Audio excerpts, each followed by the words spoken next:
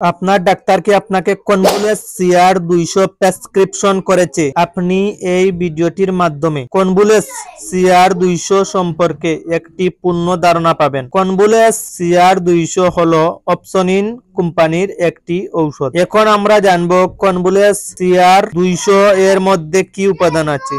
কনভুলেস CR 200 এর মধ্যে আছে সোডিয়াম বেলপুরেট বা বেলপুরিক অ্যাসিড। কনভুলেস সিআর 200 এর কার্যকারিতা হলো সকল ধরনের মির্গি রোগ বা খিঁচুনির জন্য। মির্গি রোগকে আমরা গ্রাম্য ভাষায় মির্গি রোগ বলে থাকি। মির্গি রোগের অনেক ধরন আছে।